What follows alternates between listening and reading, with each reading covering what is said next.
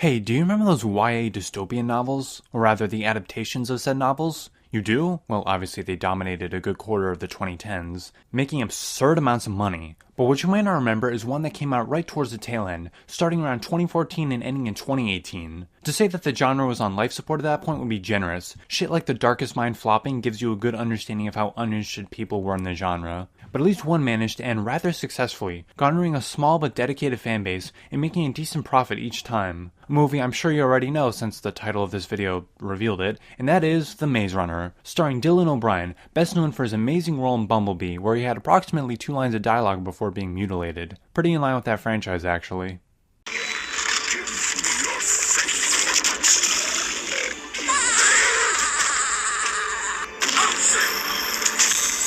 It would also star a bunch of people who totally look like teenagers. I mean, come on, you would totally see these guys in your high school, right?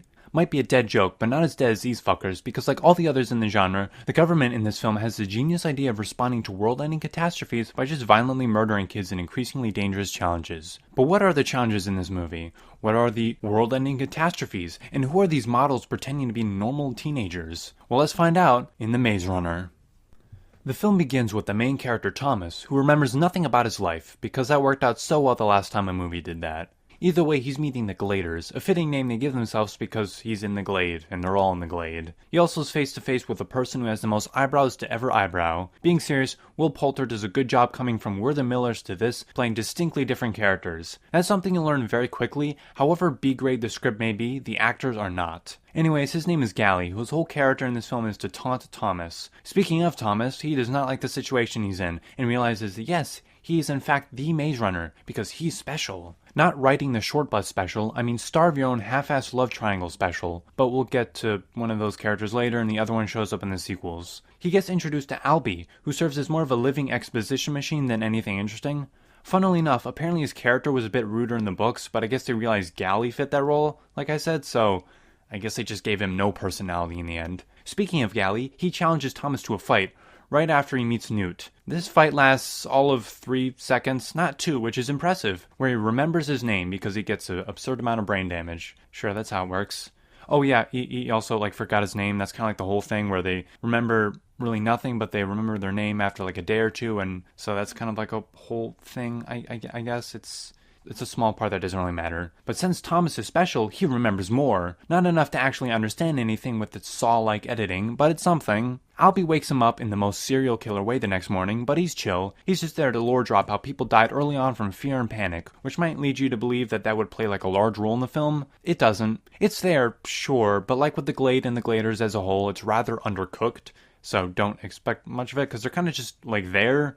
It's hard to tell who's who and why I should care, bar the few people I've mentioned. One other character is Chuck, whom he earlier met with before being pressed by Gally. Back in the current time, he gets sent off by Newt to get fertilizer, which is how he sees Ben. Don't worry, you didn't miss anything. I never mentioned him because apart from one shot where he's with an actual important character named Mino, who's a runner, he doesn't play a role. He's just another runner that showed up one other time in a background shot, so you didn't miss anything. But he plays a bigger role here as he was infected by a griever, which is something in the walls you'll learn about later. This is weird because they only come out at night, that's their whole thing, and nobody goes out at night, and nobody survives a night in the maze.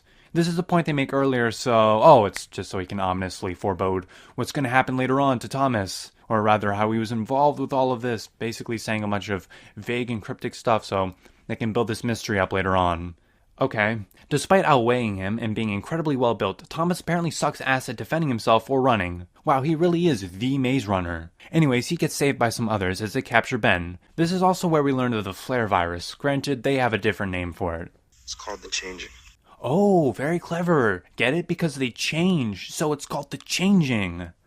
The ingenuity here astounds me. It knows no bounds. Also, I guess technically this isn't the flare virus, but something similar that the government made to test them, smaller doses, slightly altered, but you know what I mean. They end up exiling Ben to the maze as the walls close, leaving him to die. Oh, and since we're here, I'll just name drop a few characters like Frypan, right next to Albie, and Zart, this other character, yes, that's his real name, Zart, who's also next to Frypan and Minho. We also get some more 2000s music video-esque flashbacks which show 2 different people who will be important later on, so keep an eye out for that. Thomas talks to Zart, Newt, and Chuck about what just happened and how Albie was the first person in the maze. It's kind of horrifying to think about that, like being the first one there all alone, but I don't think it needs to be so plainly stated. The sequels do this better, but this movie's kind of heavy on tell, don't show, which is like the opposite of what you want to do, so, Don't worry, Zart contributes to this conversation with his amazing silence. Wow, what a developed character. Sundown comes, as does Rain. Rain. Yeah, that tracks. They notice Mino starting to return, he's a little far away, but with a stung Albie, and during all of this, Thomas books it towards them, entering the maze during night. You know, all bullshit aside, the pacing in this movie is actually kind of good. Like, in terms of plot movement and amount of scenes, it's not bad. I do wish the Gladers had their own stuff besides just doing miscellaneous farming in the background, but hey, a man can only dream. The point is, the pacing is pretty decent. Yeah, it's a little over 30 minutes in, but it feels remarkably fast, so there's that. This is also where we properly meet Minho, who's kind of sarcastic, but feels too toned down in order to not leave much of an impression. Lame. They try to bring Albie up a wall with some vines, but the appearance of a griever makes Minho leave, not before dropping an important bit of info. He's apparently an avid watcher of Seinfeld. Listen to me, Shuckface. Thomas hides, and we get our first proper look at a griever when he gets chased by one. Minho reappears, and with his help, Thomas ends up crushing it. Thus, the trio comes back, with Albie in not-so-good shape still, and oh, there's Winston! Right next to Minho. He's a character. Well, character might be giving a bit too much credit, because he's basically an extra who occasionally slips into a minor role until the sequel where they give him a few more lines, then he kills himself. Wonderful. None of this pleases Gally, as he says, "For 3 years, we have coexisted with these things." I think you're confusing coexist with not being actively hunted by them because you make a point to avoid them.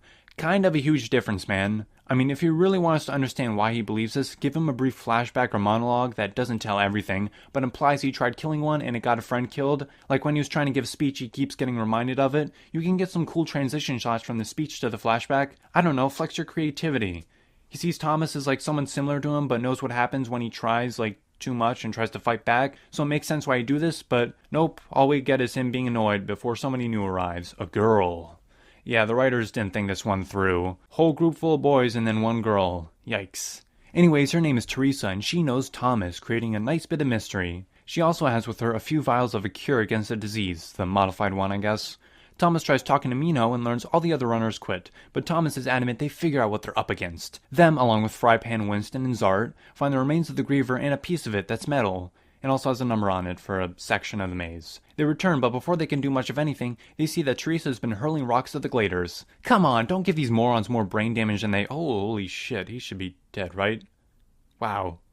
I guess kids are resilient, even though he looks nothing like a kid, but you know what I mean, like they're pretending to be kids. Who gives a shit? Thomas goes up, because they sort of know each other, like I said, and gets her to calm down. He fills her in on basically everything and how Gally's blaming her for everything now. Wow, this guy really just likes to complain, huh? In fact, Gally decides he hasn't scolded Thomas enough, thus he does it again. He wants the Gladers to punish him, but they just make him a runner instead, and just send him to a night in the pit. This sort of thing that they show a couple times, it's not really a big part. During this, Thomas tries to ask Gally what his problem is with him, and he sort of repeats what Teresa said. He blames them for everything.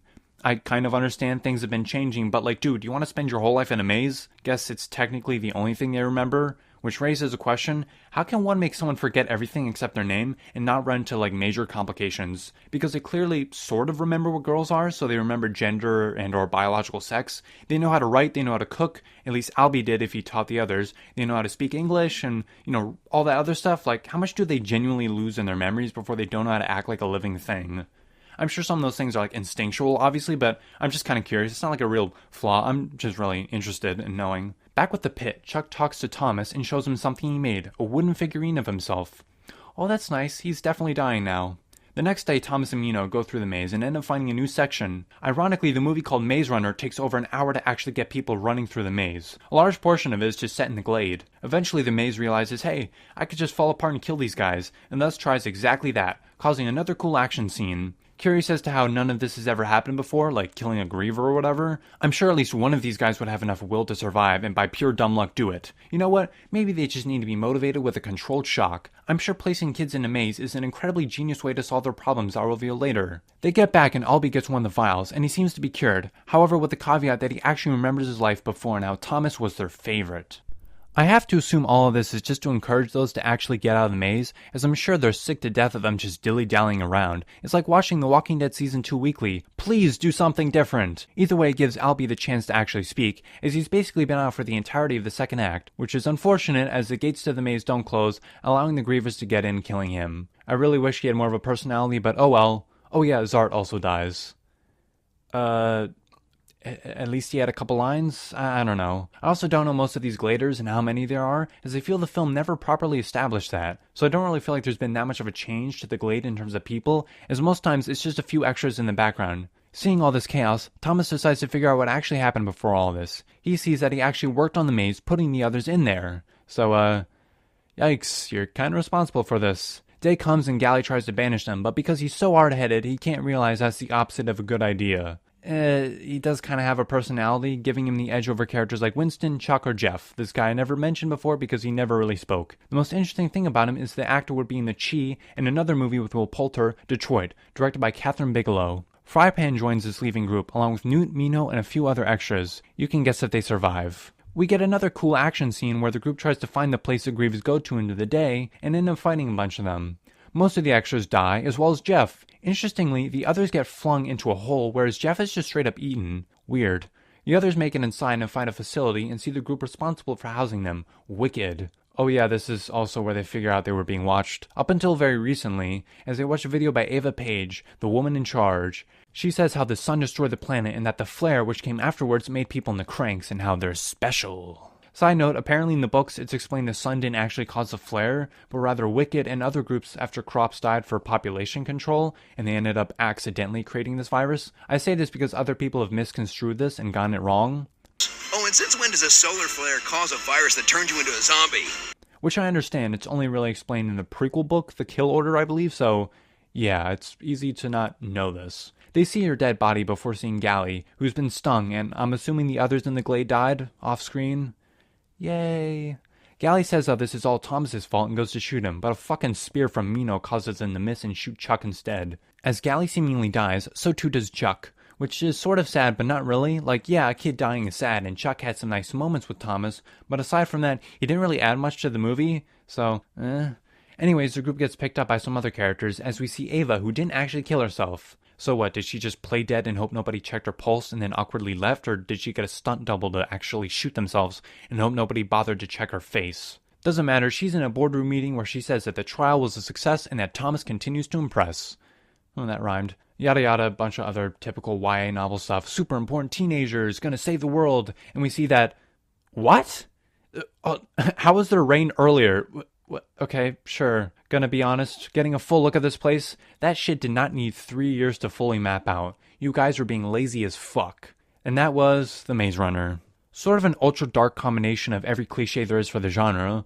Most of what's new isn't exactly good. However, that's not to say there's nothing good. Yes, some of the characters are stupid, but not all of them are. Yes, some of the decisions are illogical, but not all of them are. Yes, some of the characters are underdeveloped, but not all of them are. It's an interesting premise done competently enough and quick enough to be surprisingly entertaining. I would say, if you have Netflix, go out and see the first, and if you enjoy it, watch the whole trilogy on it. Just don't look at the actual pause screens they have for the movie because they decided it would be a genius idea to straight up spoil the fact that Gally is alive in the death cure. Anyways, it's a fun and decent enough film I think you might enjoy. I hope you liked the video. If you did, feel free to show your support by liking, commenting, or subscribing. All those ways helping the algorithm and are free. Plus it shows YouTube that you want to see more of my videos, so you will be shown more of them. I hope you enjoyed, and I'll see you in the next video.